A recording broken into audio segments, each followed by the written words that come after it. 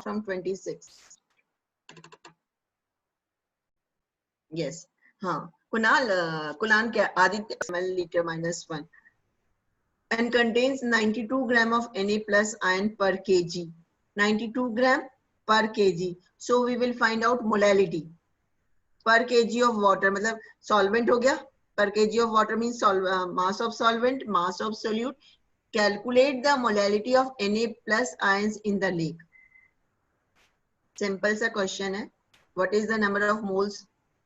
92 gram upon 23. 23 is the atomic mass of sodium. 4 by 1 kg दे रखा है.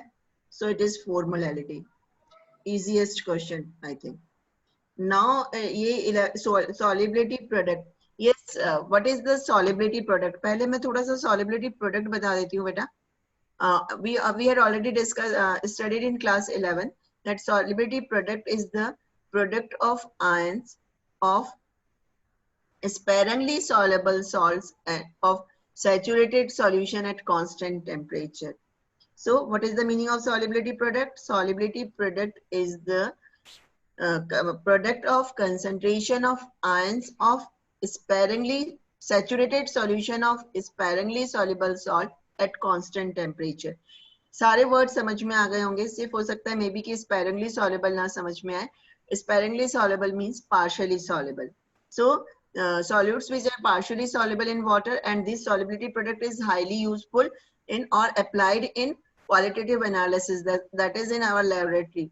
In lab, these all the 6 groups, 0 to 6 group, except 0, first to 6 group are classified on the basis of this solubility product. Okay, ये बात की बात है.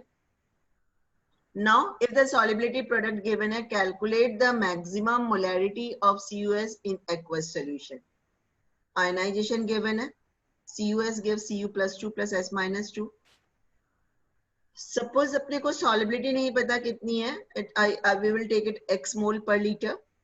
This would give x mole per liter of, अगर इसको हम x ले रहे हैं, 11th में मैंने S से बताया था, S मतलब S mole ionize हो रहे हैं, SS ions form हो जाएंगे. So क्या आ जाएगा? x square आ जाएगा. x square और s square जो भी है, अगर आप x ले रहे हो, देखो दोबारा से बता रही हूँ, यहाँ पे देखो, अगर कॉपी में लिख रहे हो नोट डाउन कर लो बेटा.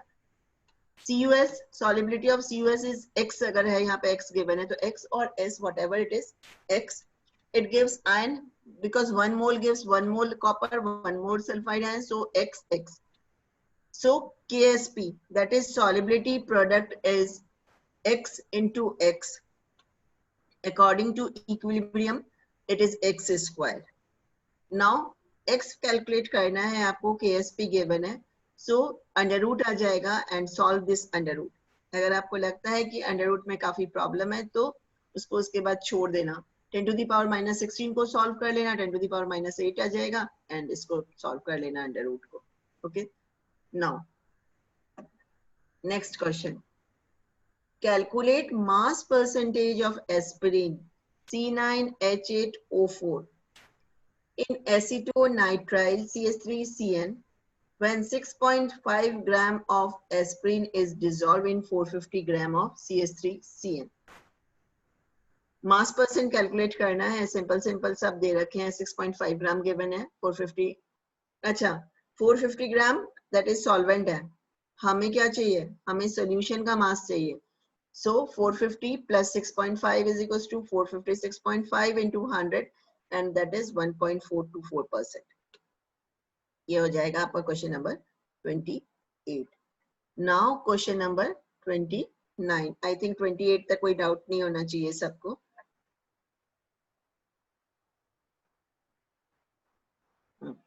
यस, नैलोरफ्रीन फॉर्मूला दे रखा है C19H21NO3. अगर ऐसा कोई टिपिकल नेम होगा तो उसका फॉर्मूला गिवन होगा. is similar to morphine, is used to combat withdrawal symptom in narcotic users. Yes, what is the meaning of narcotic users? Narcotic means which affects the nervous system. Morphine, heroin जो कि addiction जिनसे आ जाता है. Similar to morphine is used to combat withdrawal symptom in narcotic users. Dose of morphine generally given is 1.5 milligram. Dose, sorry, dose of non generally given, मतलब इसका जो dose है सिर्फ 1.5 मिलीग्राम से ज्यादा नहीं होता. Calculate the mass of 1.5 into 10 to the power minus 3 molality aqueous solution required for the above dose. आपको क्या कैलकुलेट करना है? मोलैलिटी का फॉर्मूला लिखोगे.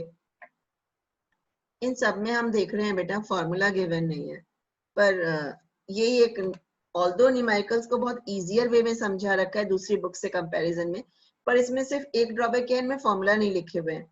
तो आप कीप इन योर माइंड कि आपको पहले फॉर्मूला लिखना पड़ेगा क्योंकि फॉर्मूले के हाफ मार्क है. सो आप मोलैलिटी का फॉर्मूला लिखेंगे. Molality is equal to n upon mass of solvent into 1000 gram में. ओके, यहाँ पे मिलीग्राम में दे रखा है. And number of moles is equal to given mass upon molar mass. Given mass कितना है? 1.5 into 10 to the power minus 3, क्योंकि मिलीग्राम में है हम उसको ग्राम में कन्वर्ट कर रहे हैं. एंड 311 इसका मोलर मास है नैनोफ्रिन का. WA क्योंकि कैलकुलेट करना है, पुटिंग द वैल्यूज एंड आपके पास आंसर आ जाएगा. ओके, एंड पूछ क्या रहा है? Mass of solution. ये तो तुम्हारा मास ऑफ सॉल्वेंट आया.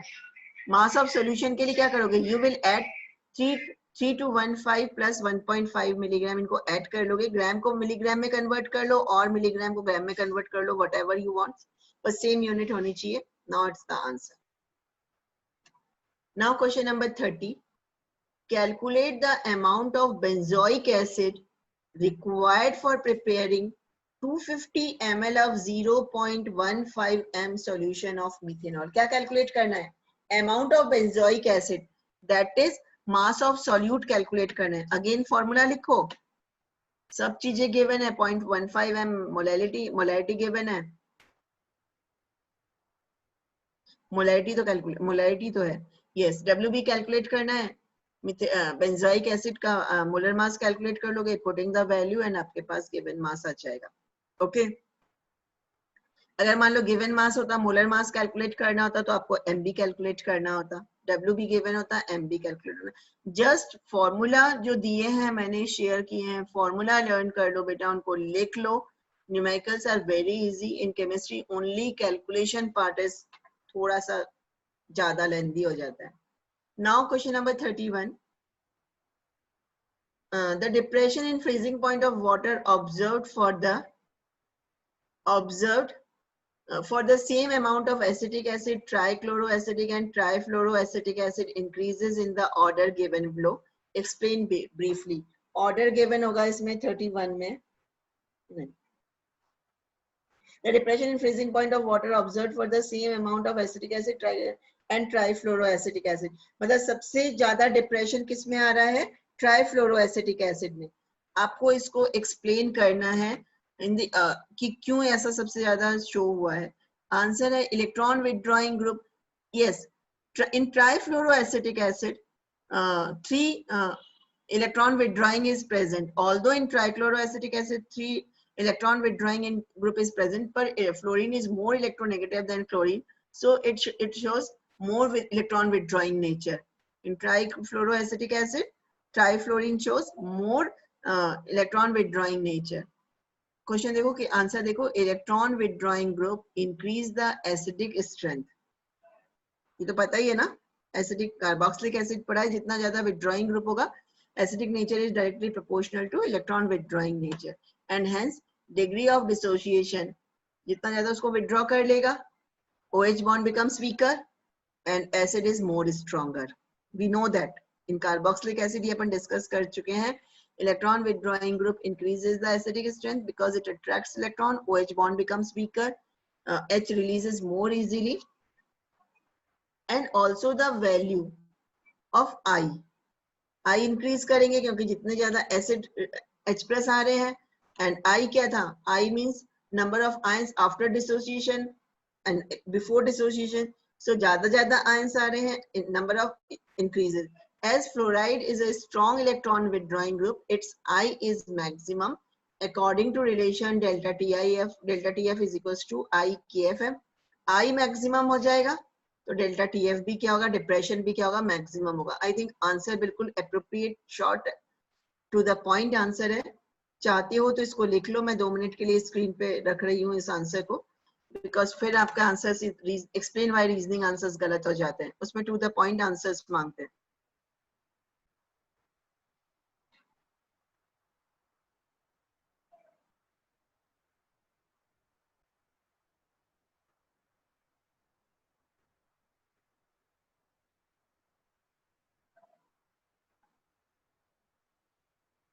आदित्य लिख लिया? ओके ठीक है, आई थिंक सबने लिख लिया। Depression in freezing point of water, depression in freezing point, that is आपको क्या कैलकुलेट करना है? डेल्टा टीएफ कैलकुलेट करना है when 10 gram of CH3 CH2 CHCl COOH, that is 2-chloro-propanoic butanoic acid added to 250 gram of water. Yes, यहाँ पे आपको carboxylic acid given है but solvent is water, water solvent है तो क्या होगा? डिसोसिएशन होगा, एसोसिएशन होगा? डिसोसिएशन, क्योंकि वाटर में है। अगर नॉन पोलर सॉल्वेंट होता तो एसोसिएशन होता। और कैलकुलेट करना है आपको, आपको डायरेक्टली वो बोल रहा है कि 250 ग्राम, के ए गिवन है, के that is association constant given है, के एफ गिवन है, एंड आपको सिर्फ कैलकुलेट करना है, calculate the depression in freezing point. Now value put करोगे, मोलैलिटी कैलकुलेट की है फर्स्ट, 10 ग्राम है, given molar mass, given mass of solvent into 1000, तो ऑब्जर्व्ड मोलैलिटी इज 0.33। ठीक है, यहां तक समझ में आ गया? This is the molality formula. Molality फॉर्मूले में वैल्यू पुट की है बेटा।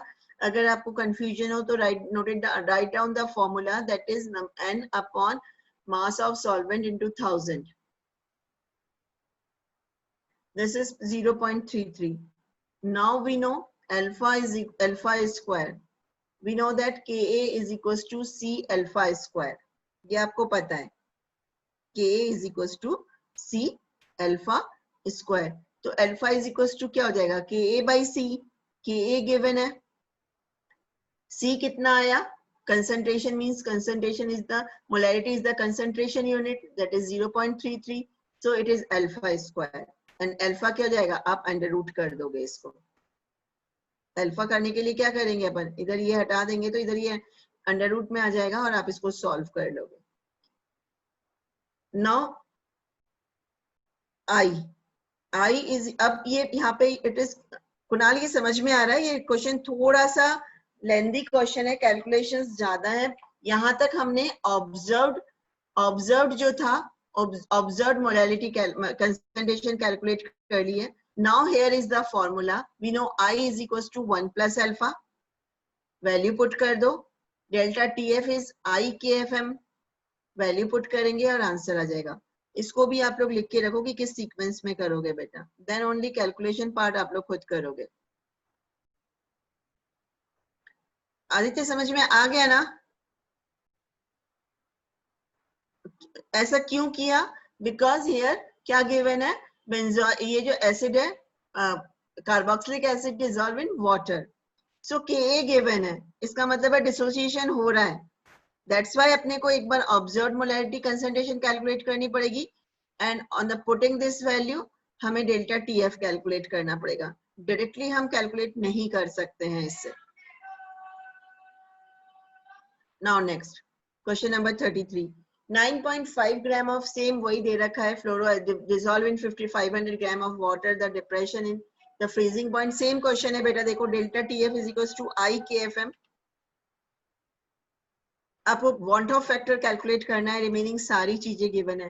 डेल्टा TF गिवन है 1, I कैलकुलेट करना है, KF गिवन है 1.86, M की वैल्यू, मोलैलिटी की वैल्यू पुट कर दो, आपके पास आंसर आ जाएगा।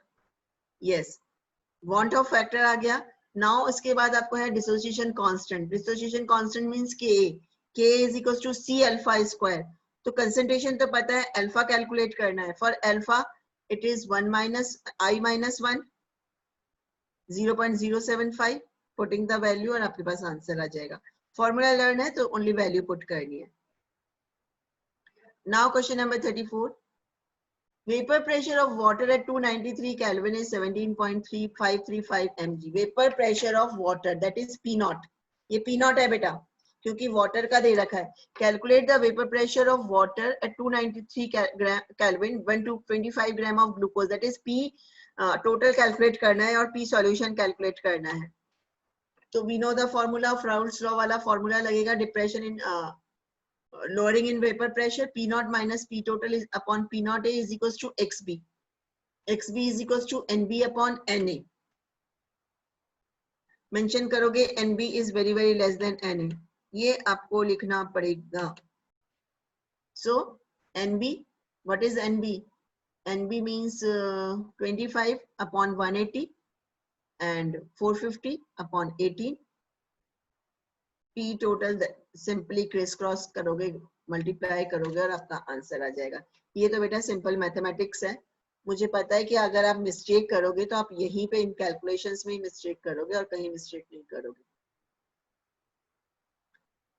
इसीलिए जब भी आप सॉल्व कर रहे हो बेटा कैलकुलेटर यूज मत करना, ऑल्दो आपको थोड़ा सा टाइम ज्यादा लगेगा।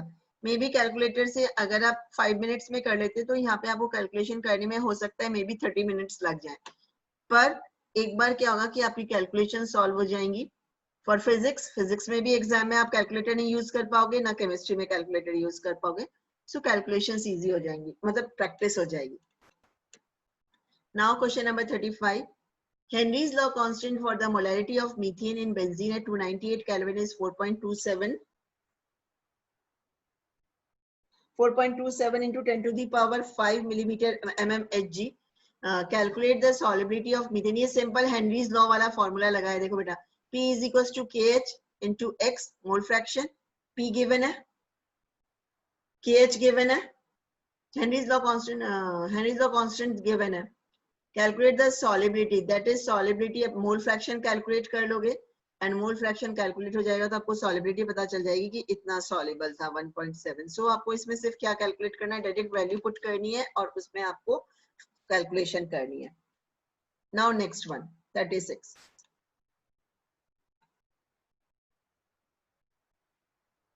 $100 ग्राम of liquid A, molar mass कितना given है 140 ग्राम, was dissolved in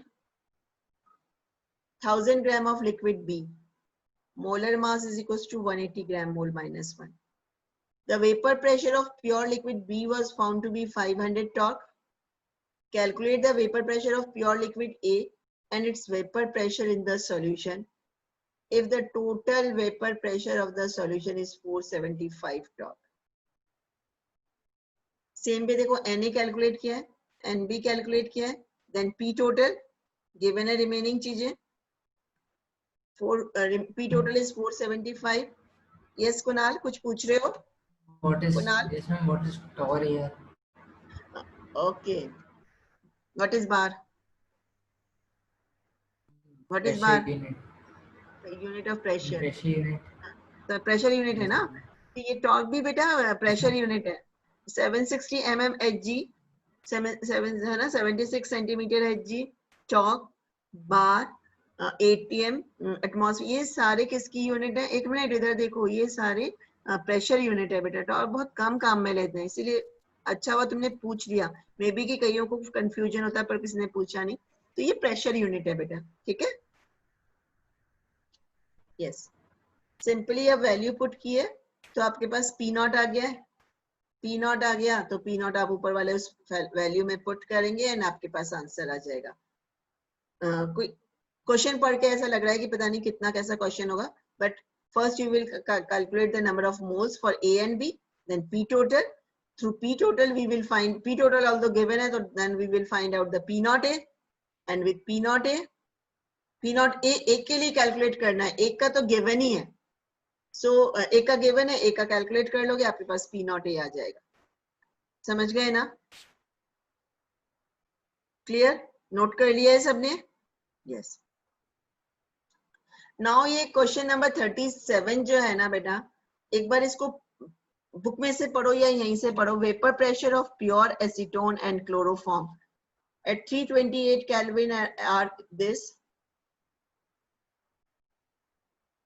assuming that they form ideal solution over the entire range of composition, plot P total, P chloroform, P मतलब ये आपको कैसे ग्राफ प्लॉट करना है, जो पॉजिटिव वो जो फर्स्ट वाला जो ग्राफ था ना, P वर्सेस वेपर प्रेशर वाला, वेपर प्रेशर वर्सेस x के साथ का एक ग्राफ था, याद है?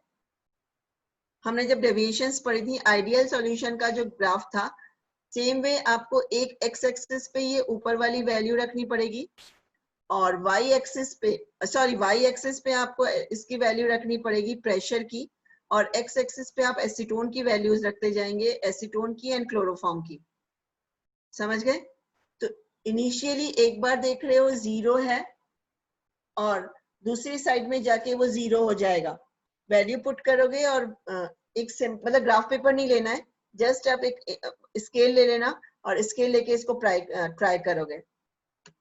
ओके, मतलब सिंपली एक स्ट्रेट लाइन आएगी क्योंकि इसमें क्लोरोफॉर्म नहीं, क्लोरोफॉर्म एंड एसीटोन है। कल आदित्य ने पूछा था, chloroform and acetone it forms H bonding, तो नेगेटिव डेविएशन आ जाएगा।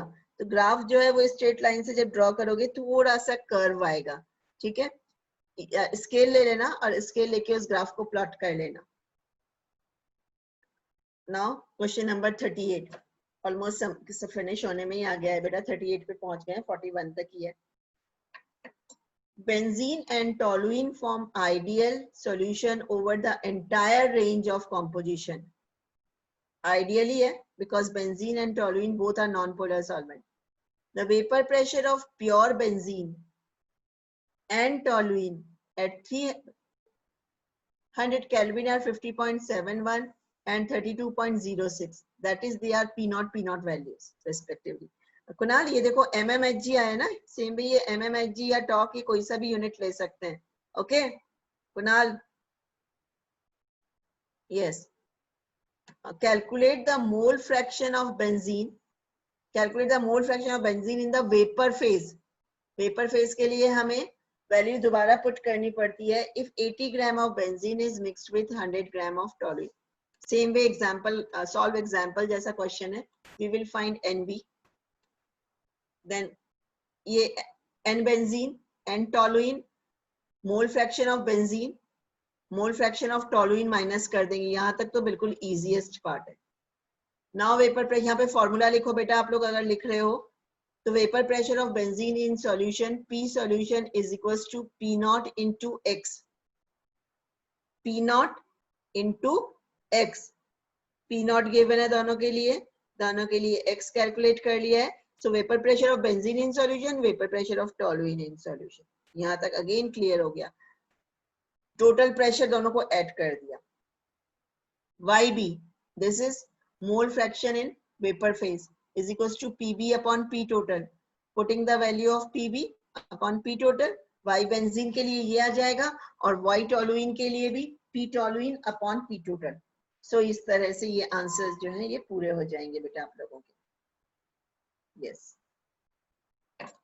Now 39, 40, 41 only 3 questions are left और उसके बाद ये solution finish होगा। कल से मैं इलेक्ट्रोकेमिस्ट्री स्टार्ट करूंगी एंड अभी बताती हूँ थोड़ी देर में इलेक्ट्रोकेमिस्ट्री से कल पहले सबसे पहले मुझे क्या बताना है। सबसे पहले कल मुझे आप लोगों को वो गाना बताना है जिससे कि आप लोग इजी कर हो जाए, lithium sodium potassium electrode potential वाला, क्योंकि उसके लिए इलेक्ट्रोकेमिस्ट्री बहुत इंपॉर्टेंट है बेटा। सॉल्यूशन वाले चैप्टर में for competitive exam concentration part is more important, बाकी रिमेनिंग पार्ट जो है इसमें से आप लोगों के रीजनिंग क्वेश्चंस आते हैं कि इतना ऐड करेंगे तो क्या होगा, कितना डिप्रेशन होगा, इस टाइप के। But electrochemistry chapter is very important for bio students as well as maths students. The air is a mixture of number of gases. The major component of air and nitrogen with approximate proportion of 20% and 79% respectively by volume at 298 Kelvin. The water is in equilibrium with air at a pressure of 10 atm. Air के साथ equilibrium में है at 298 Kelvin. If the Henry's law constant, इसका मतलब है Henry's law constant लग रहा है तो इसका मतलब है अपने पास P is equals to KHX वाला फॉर्मूला ही लगेगा। अब चाहे उसमें थोड़ा ट्विस्ट आ जाए। Respectively, calculate the composition of these gases. Composition means solubility. PO2 given है 2 atm, KH गिवन है, नाइट N2 गिवन है, PN2, KH N2 गिवन है। दोनों के लिए डिफरेंट डिफरेंट वैल्यू कैलकुलेट कर लो, आंसर आ जाएगा। देख रहे हो कोई लिंक नहीं है, क्वेश्चन समझोगे तो ऐसा लगेगा कि पता कितना है। ये XO2 वाला फॉर्मूला आ गया, pH is equal to, Aditya तुम देख रहे हो यहाँ पे वैल्यू, कुणाल पहले फॉर्मूला लिखो, P is equal to KHX, P is equal to KHX, formula लिखो पहले।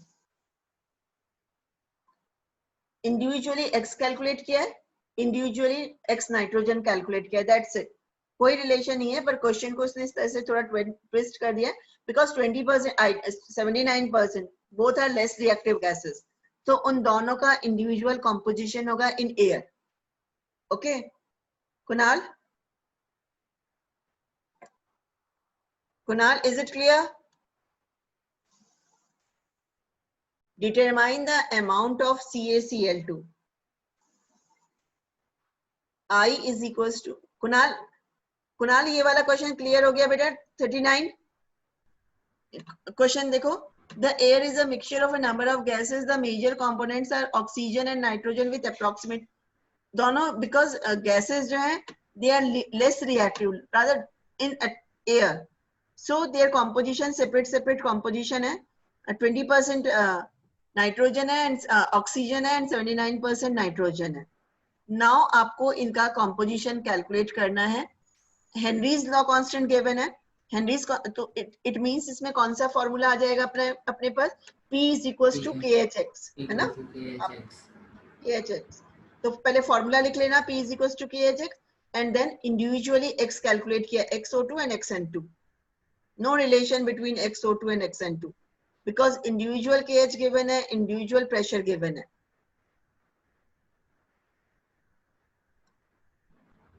Okay? Yes.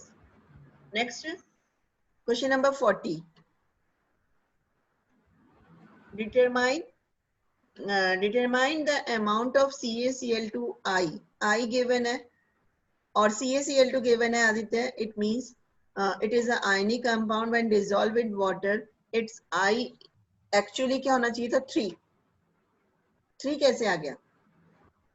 Because I जो है, I is equals to number of ions after dissociation upon before association. Dissociation के बाद कितने आ जाते हैं? 2 from chlorine and 1 from calcium. That is अगर given नहीं होता I की वैल्यू, याद रखो स्टूडेंट्स, अगर I की वैल्यू गिवन नहीं होती तो आपको ये 3 लेना पड़ता, 2 for chlorine and 1 for calcium. But although it is given here, so you will put the value of I is 2.47. So when determine the amount of CaCl2I 2.47 dissolved in 2.5 liter of water such that its osmotic pressure is 0.75 atm. Amount calculate करना है, that is given mass calculate करना है. Pi is equals to I NB RT upon V. What is the NB? WB upon molar mass. CaCl2 का molar mass calculate कर सकते हो। मुझे लगता है कि इसमें आपको कोई दिक्कत नहीं आनी चाहिए। आपको सिर्फ ये देखो, इन्होंने जैसे सॉल्व किया, मे बी आप ऐसे सॉल्व कर सकते हो, और अगर ऐसे नहीं सॉल्व करना चाहो तो डायरेक्ट आप NB इज इक्वल टू क्या होता है? Given mass upon molar mass. Given mass given है, कितना गिवन है? 0 नहीं, गिवन मास तो अपने को कैलकुलेट ही करना है। सॉरी गिवन मास तो कैलकुलेट ही करना है। सो WB कैलकुलेट करना है, मोलर मास आप ऐड कर लोगे CaCl2 का। तो चाहे आप इसको सॉल्व करके देन कैलकुलेट करो और डायरेक्ट कैलकुलेट करो, इट्स अप टू यू। दोनों से आंसर सेम ही आएगा, कोई आंसर चेंज नहीं आएगा। Now last question, calculate the osmotic pressure of a solution prepared by dissolving 25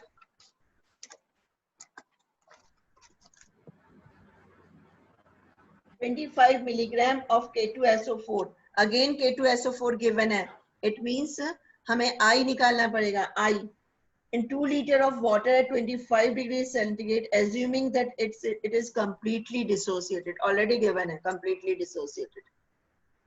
Now K2SO4. 2k plus SO4 2 minus, note down कर लो बेटा इसको. Initially K2SO4 is 1, number of ions of K and SO4 is 0 0. Finally, if alpha is dissociate, then 1 minus alpha gives 2 moles of potassium, so 2 alpha, and 1 mole of sulfate, so alpha. I is equals to 1 plus 2 alpha, as alpha is equals to 1 given है. I is equals to 3. I क्या आ गया यहाँ पे? 3 आ गया है. और अगर ऐसे भी नहीं कैलकुलेट करते ना बेटा, सिंपल जो वे बताया था मैंने, नंबर ऑफ आयंस चाहे कैलकुलेट कर लो यार, 2 आ जाएगा इसके लिए, SO4 1, तो टोटल कितना हो जाएगा? 3. अगर गिवन नहीं है तो आप 3 भी लिख सकते हो. मतलब pi is equal to I NB upon RT upon V. Putting the value of I, WB, RT, MB, pi कैलकुलेट करना है, वॉल्यूम गिवन है, putting value of everyone. Yes, अगर मान लो IR की वैल्यू गिवन नहीं है, इनमें इतने सारे क्वेश्चंस आपने देखे एनसीईआरटी में, किसी में भी R की वैल्यू गिवन नहीं थी. सो अगर R की वैल्यू गिवन नहीं है तो प्रेशर के फॉर्म में है question, and that is pressure and milligram और ATM के फॉर्म में है. सो इसके लिए वैल्यू क्या रखोगे? 0.0821. Raunak, I think you have any doubt? Raunak, आपने इसमें लिख रखा है assuming that it is completely dissociated. हाँ मैम अगर ये नहीं होता तब भी तो I3 होता. हाँ बेटा, पर ये एक्चुअली क्या है, पार्शियल डिसोसिएशन पे तो अपन I की वैल्यू नहीं ले पाएंगे ना इतना. अगर पार्शियल डिसोसिएट हो रहा है तो आपके पास 2k प्लस SO4 2 माइनस नहीं मिलेगा. ओके, सो ये क्वेश्चन में ही गिवन है. अगर ये नहीं गिवन हो तो नहीं लिखा होता तो भी हम कंप्लीटली मानते. हाँ ठीक है मैम. ठीक है, आ गया. Yes yes ma'am, yes ma'am. Yes, तो रौनक टर्न ऑन करो बेटा वीडियो 2 मिनट के लिए. ऑल द टाइम ओवर ही होने वाला है.